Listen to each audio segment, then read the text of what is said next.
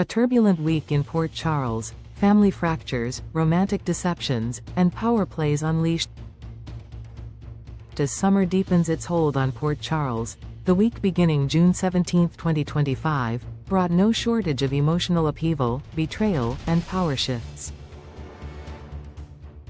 The lives of the town's most storied families, Corinthos, Quartermain, Ashford, and Spencer, collided in explosive fashion across hospital corridors, police stations, boardrooms, and quiet, aching moments in backyards and parks.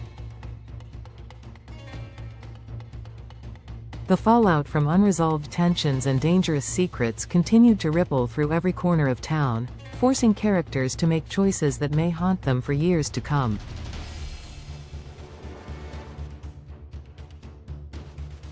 The week opened with Drew Kane navigating turbulent waters in both his personal and professional life. After approaching Jason with the hope of swaying Michael on the issue of custody, Drew was stonewalled. Jason, weary of the manipulation and protective of his bond with Michael, refused to be drawn into Drew's schemes. Meanwhile, Carly sought solace away from the storm by spending time with Brennan, whose enigmatic charm offered her a momentary escape, but potentially a dangerous new entanglement.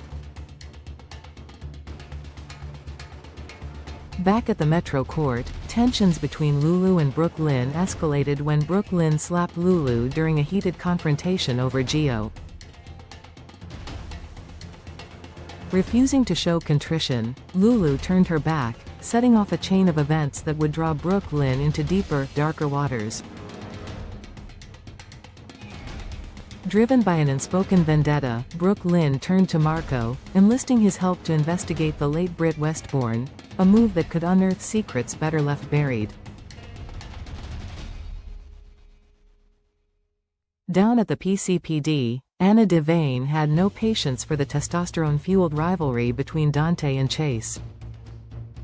Tired of the bickering that was interfering with their duties, Anna took the unorthodox step of tossing both officers into a holding cell, demanding they sort out their issues like grown men, or at least act like civil ones.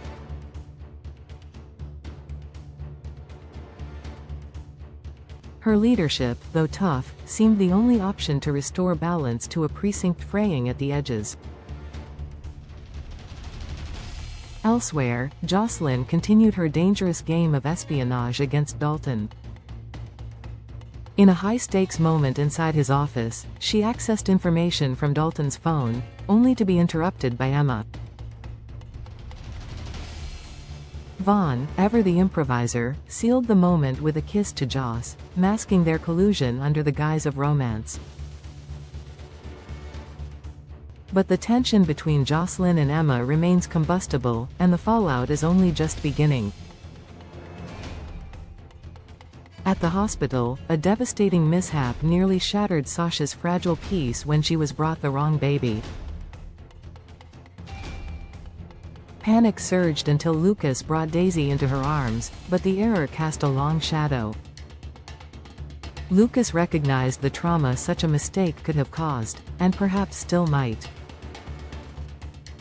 Meanwhile, Curtis offered to return control of Aurora to Michael in a gesture of peace, but Michael, still reeling from the chaos in his personal life, declined the offer. Lulu attempted a fragile reconciliation with Gio at the pool, but her apology was too little, too late. Gio, struggling with trust and betrayal, turned away. Rocco, ever the peacemaker, gently urged Brooke Lynn to try reaching out to Gio herself. Midweek saw Elizabeth confront Christina with a chilling message. She knew what Christina had done. The nature of that knowledge remains unclear, but its weight was evident. Drew, clinging to hope for stability, proposed to Willow. She hesitated, torn between the remnants of her past and the uncertainty of her future. At the same time, Sasha reiterated her desire to raise Daisy alone, telling Michael she needed space from his influence. But even in that moment of independence, danger loomed. A figure stood in the shadows, peering into the Quartermain estate, eyes fixed on baby Daisy, a silent threat, watching and waiting. Over at the Ashford household, Trina and Kai received disheartening news. Despite the surgery, Kai's football dreams had been permanently dashed. It was a crushing blow for a young man who had defined himself through athletic ambition. Cody, ever the opportunist, continued his campaign to seduce Ava. But Ava, wise to his ways, seemed simultaneously intrigued and infuriated. Molly, however, discovered Cody's duplicity, and what she chooses to do with that knowledge could ignite another scandal. Thursday's events were no less volatile. Sonny Corinthos met with the elusive Sidwell, a man unmoved by threats or charm. Sidwell's audacious move to secure full custody of Michael, through bribery of a family court judge, sent shockwaves through the community.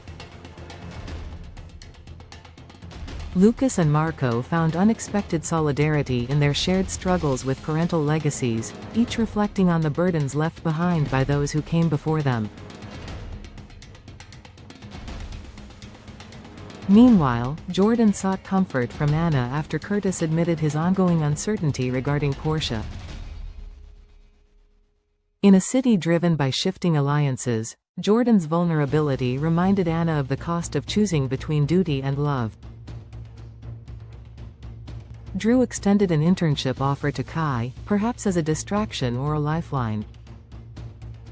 Trina, struggling to balance her own heartbreak, confided in Jocelyn, who herself was becoming increasingly entangled in secrets that could destroy her.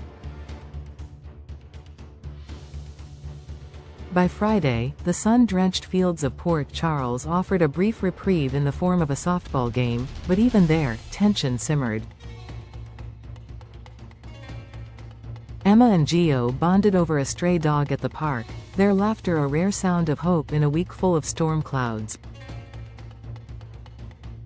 Sonny showed up to support Corinthos Coffee's team, convincing Gio to join their roster and subtly pulling the young man deeper into his world. Nina, meanwhile, opened her heart to Ava, revealing the painful truth of Willow's spiraling emotional state. At the swimming pool, Michael and Wiley shared a fleeting moment of normalcy. But when Wiley left behind his t-shirt and Willow found it, the weight of motherhood and loss crashed down on her. In tears, she declared her resolve to marry Drew, perhaps not out of love, but necessity, guilt, or desperation. In the boardrooms of power, Curtis, Michael, and Martin urged Tracy to take the stage once more, this time, to publicly atone. A press conference was proposed, where Tracy would apologize to Drew and symbolically return his Quartermain name, a gesture meant to end legal hostilities. Whether the old lioness would submit remained to be seen. Kai, once eager to distance himself from Drew's orbit, decided to decline the DC internship. But Drew, ever the strategist, offered him a remote option from Port Charles, effectively ensuring he would remain within his grasp, whether he realized it or not. In a week that oscillated between raw emotion and calculated power moves, Port Charles once again reminded viewers why its heartbeat is so irresistible. Betrayals cracked open old wounds. Unexpected alliances were forged beneath the weight of desperation. And amid the chaos, the fragile glimmers of hope, found in a dog's wagging tail, a softball game, or a shared confession, proved that even in the darkest chapters, the residents of this town are still searching for redemption, forgiveness, and above all, love.